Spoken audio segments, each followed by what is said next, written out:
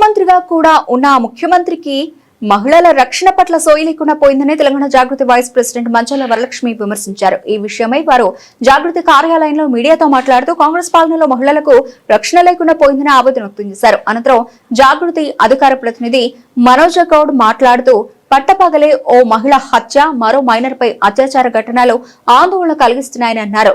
కాంగ్రెస్ అధికారంలోకి వచ్చిన నాటి నుంచి మహిళలపై నేరాలు పెరిగిపోయాయని ఆగ్రహం వ్యక్తం చేశారు. జై జాగృతి, జై తెలంగాణ.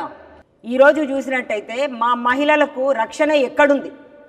ఇంట్లో ఉండి వర్క్ ఫ్రమ్ హోమ్ చేస్తున్న ఈనాడు సునీత ఈ 2 రోజుల క్రితం హత్యకు గురైంది.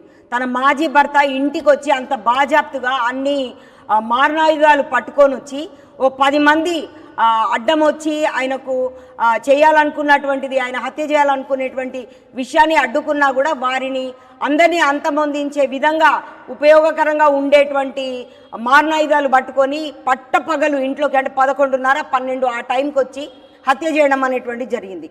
అదేవిధంగా స్కూల్కి వెళ్తున్న బాలికల మీద కూడా ఏమాత్రం కూడా సెక్యూరిటీ అనేటువంటిది లేకుండా ఉండేటువంటి చర్యలు చూస్తున్నాం.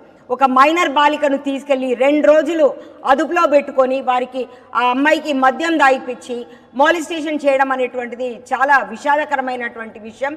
ఈ విషయంలో చట్టం, న్యాయం ఎక్కడ పోయింది? మా మహిళలకు రక్షణ ఎక్కడుంది?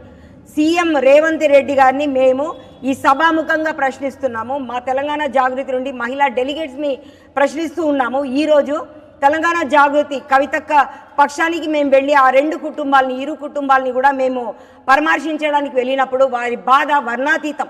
మేము అడుగుతున్నది ఒకటే, ఈ వేదిక నుండి మేము అడుగుతున్నది ఒకటే, మీ ఒక్క కుటుంబానికే రక్షణ ఉంటే సరిపోతుందా? ఉన్న పోలీసులందరూ మీ చుట్టూ తిరుగుతేనే సరిపోతుందా?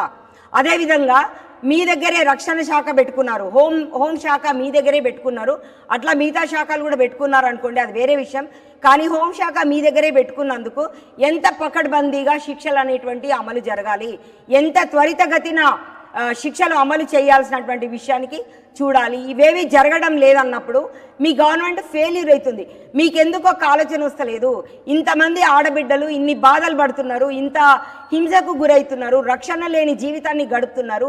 మీ ఇంట్లో కూడా ఒక 2, 3, 10 మంది మహిళలు ఉన్నారు. మీకు ఒక బిడ్డ ఉన్నది, మీకు కడుపున పుట్టిన ఒక ఆడపిల్ల బిడ్డ ఉన్నది.